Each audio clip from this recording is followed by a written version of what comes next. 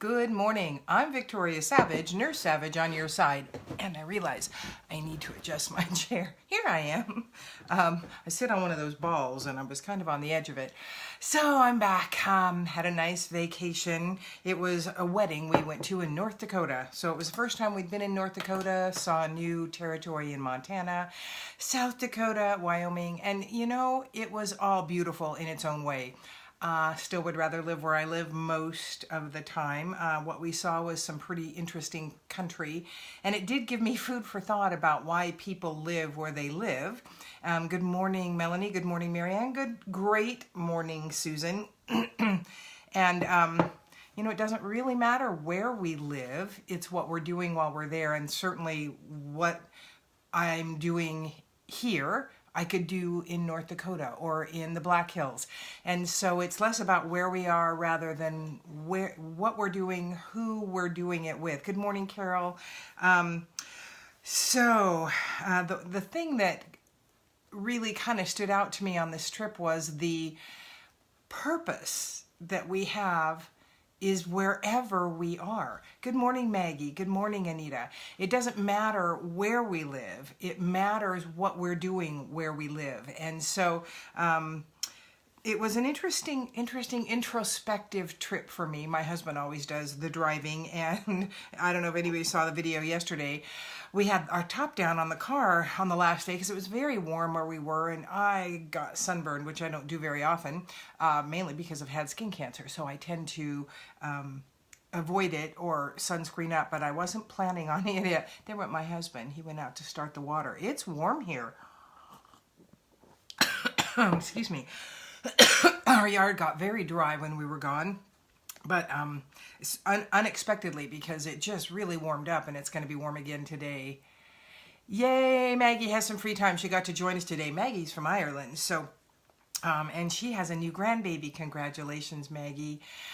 Okay, so let's see. The first card I drew today, I inhaled that cup of coffee or that drink, is Archangel Michael, and it says, ask Archangel Michael to help you with this situation.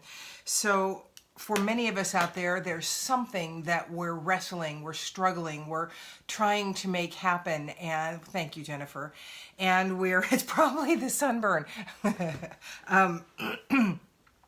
that we're struggling through. We're either efforting a lot, or we're unsure, we're in turmoil, whatever it is. Archangel Michael can help give you the guidance. You know, we have the ability to call on any of the angels, and if you don't know an angel's name, call on them by what you need them to do. So one of the ones I call on regularly is my angel of organization. In some aspects, I'm not real organized. In other aspects, I am. And the ones that I'm not organized in drive me crazy. So Sariel happens to be the name of that angel, but we don't have to know that name in order to call on our angels. So if you're struggling with something, ask Michael to give you some clarity, or ask for the angel about that specific situation to give you some guidance about it. And then the second card I drew was from my the Healing Room Oracle, which I haven't used in a while. It says quiet. Well, certainly, if you ask, good morning, Amanda, Amanda Lynn, if you ask for guidance, then it's a really good idea to carve out some time, even if it's just a few minutes, to get quiet. And like I've said a few times before, we don't necessarily get it all right then, but we open ourselves to the awarenesses once we've asked and we've allowed some quiet time, then our focus shifts. And so that quiet time is vitally important for moving forward and getting the answers we want. And I got this when I was on the trip too, and I have yet to do it, but I will be. Can you read it? It says detoxification. Now, I don't know about you, but when I travel, I don't eat the same way I do when I'm home. And the downside to that is that it's usually not the healthiest choices. There's this pattern or habit I have of munching on things that are less than wonderful for me when I travel. And so I do need to do a detox when I get done. Usually what I have is very salty. And honestly, I didn't indulge as much this time as I have in the past, so I feel good about that. But it absolutely is a good time to start some kind of detox. It can be a water detox where you eat little and you drink lots of water just for a day to flush out your system and get all the toxins out that you can. There are other things you can do, juice detoxes, bone broth detox, that kind of thing. And there's certainly detoxes you can buy online. So, I'm sorry, buy, whether online or in a store. I'll share a really fun thing. Someone I know lives in North Dakota, and then another friend's son was marrying a girl from North Dakota, and that's why we went to the wedding. This friend that has a house in North Dakota also lives around the corner from me here, and she's one of the ones that I get together and paint with. And while we were there, we did these hanging herbs picture, and then we did another one with a friend that she paints with there who I'd been hearing about for a long time. And so we painted. And we painted both nights. The second night, none of us really liked our painting. I actually did it again yesterday because we got home a day earlier, so I counted it as a day of vacation, and I painted right in the middle of the day. So that was a sidelight that didn't really mean much of anything for this message. But so ask for Archangel Michael to help you, then get quiet and consider doing a detox to remove some of the things.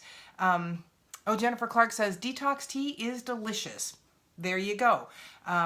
Consider that. Pull some of the things, the buildup we get, because it really can play mentally with us. And by the way, if you suffer from anxiety or anything that feels like that, especially if you work with energy, remember that you probably need to replenish magnesium in your body. Magnesium deficiency can mimic anxiety attacks and breathlessness, as well as muscle cramps and all of that. So consider, if you're going to detox, when you go get a certain detox, if you're going to do that, consider a magnesium supplement too, because people, it's really important for people to understand the only thing our body has to work with and to do its job with goes across our mouth.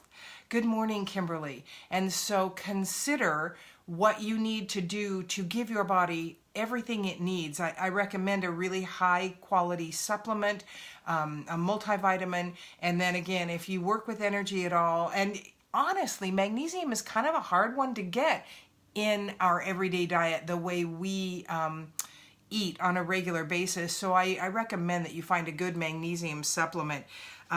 If by chance you have any sleep issues or bowel issues, meaning you don't go regularly enough, there's one on the market called Calm, C-A-L-M, which is a powder. It's a magnesium citrate powder, and you can mix it up at bedtime. It it works on the bowels as well as muscle cramping and certainly the replacement. You want 400 milligrams a day of magnesium, so just keep that in mind. I pulled my Light Your Day Oracle card today, which I haven't done in a while, and let's read that one and see how we're going to send off one another on this day. The light flowing today is deep rusty bronze. This is the light of balance, strength, and whimsy, all of which are the order of the day. Maintaining balance is always a challenge in this hectic life, and you can often be focused on just one area while others get left in the dust.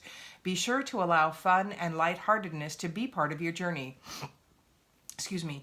This balance will make you more effective in the weightier aspects of the day-to-day. Besides, being serious and acting responsibly all the time is dull. Be whimsical and skip today when you get the chance.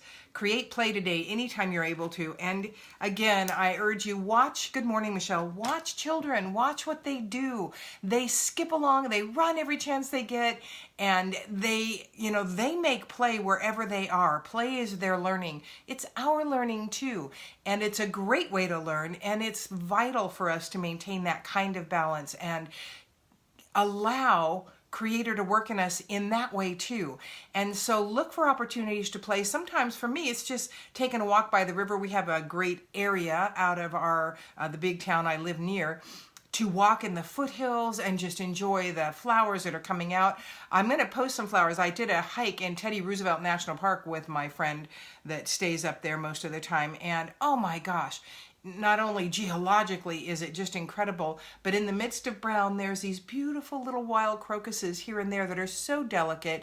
And I know in our foothills here, I've taken pictures of them before, there's a type of lily that is this gorgeous, luminous, beautiful thing in the midst of all this dead grass. And so it always reminds me to bloom where we're planted and to make the most of where we are. And again, I kept thinking, because North Dakota has its beauty, and right now is probably one of the more beautiful times. It's got the rolling green hills, but it's incredibly cold and inhospitable in the winter.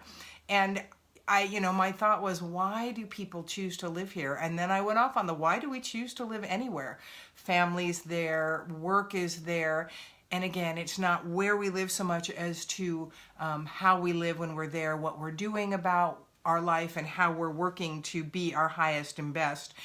On that video, if any of you saw it yesterday, I put out the 3 questions because they're very pertinent to living our life purpose.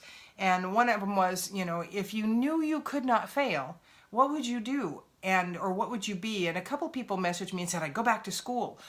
Why? What is the end point for that? And that's really the question I'm asking is, what do you want your life to do, to be, to unfold like? If you knew there were no limitations on you, what would you be doing? Or if you had $100 million in the bank, so you didn't have to do any specific kind of business or work that you didn't want to do, you could indulge in life in its fullest, what would you be doing? That's really what you want to focus on. And the other was, if you only had 6 months to live, what would you do? Certainly for me, I would be spending time with my family. And I've thought about this before when my daughters were little, I would be making videos for them, for whatever kinds of learning and lessons and wisdom I wanted to impart as they grew up, knowing I wouldn't be there. And I would be doing that for the world, for the things that come to me during that very enlightened time. And I would be doing it for my granddaughters now, to give them the guidance that has been gifted to me. So again, what things would change? Jennifer Clark, you only run. I didn't do any running, honey. I just did some walking and climbing. There was lots of climbing, not horrible climbing, because I just don't do that. This gal and I did a hike 2 years ago now. We're going to do it again in August. Our first backpacking trip ever together. Oh my gosh, what a riot it started out. Sometime I'll tell you all about that, because it is so pitifully funny. But we had a wonderful week and did a lot of swimming in high mountain lakes, and actually we did skinny dipping in high mountain lakes. So we were rewarded at the end of every day's hike. But again, what would you be doing if there were no limitations? What would you jump into? What would you become? What kind of work would you choose to be doing? And then think about that. Put it on a piece of paper and put it in your wallet so you see it, because there really are no limitations on us. It's only what we put on ourselves, what we believe about our life, what we believe about our situation. So the only way that's going to change is if we change our mindset about it. If you keep reminding yourself what you would be doing, that's what you'll make happen. What I would be doing is kind of what I'm doing now, just on a bigger scale for more people to be encouraged. Yesterday I came up with the term effective encourager. That's what I want to be, because I want people to live their highest and best, their most empowered lives. And so that means that for me, it would be helping to point out to them the magnificence I see in them. I've done it through the years, like with nurses' aides. In fact, one was a particularly amazing woman as an aide, and I said, you really should become a nurse. She graduated last Saturday. So I am, with her nursing degree, I am so excited for her, because we need more good nurses. And a couple other nurses I was able to help become nurses as well. So I am so thrilled to be able to do these. I would love these. So I would really love the shares. Please go to my YouTube channel, subscribe and like, and share those with your friends if you think they could use this. Good morning, Brandon. That's my nephew who's in California. And help me grow and help yourself grow. And Nicole says, I still don't know the answer to that. I'm still finding myself discovering. You're an amazing inspiration. Yay! Thank you. That's what I want to be, an effective encourager. So think about it, Nicole, because it really does. And again, you might want to ask Michael to give you some insights, some guidance. Ask the creator of the universe, any of the angels, any of your guides to guide you in this. What would you be doing if there were no limitations on you in life? It's that secret dream that you don't believe really can happen. That's probably where it's at. So good morning, Sylvie. Allow yourself to dream a little bit, daydream a little bit. Think about what you really would be doing if you had no limitations, which of course only come from us, and start moving in that direction, even if it's just tiny steps. So I think that's it for this amazing Wednesday. I will be back on Friday. Thank you all so much for joining me and for your support and your lovely comments. I really like it. Oh, do remember that Paint and Sips are coming up again in June. That retreat was so amazing. I'm so excited to offer it again and really am looking forward to having as many of you there as possible. Early bird registration pricing ends on the 22nd of May, so you've still got some time. Sunday is already filling up, which is fun because last time Sunday was the least full day. But absolutely love and light to you too, Carol. Absolutely consider it. If you live out of town, maybe that could be your own little vacation this year for yourself, because you can come for more than one day as well, and I do have some special pricing for that. But every group was perfect the way a creator created it, and everybody was there for one another. It was just the most enlightening, supportive growth time that I've had in a long time. So I am honored to be able to do this and to have been part of it with all of you. Good morning, Talina. God bless you too. Thank you. And I will see you all on Friday. Have a wonderful couple days. Love and light to you all.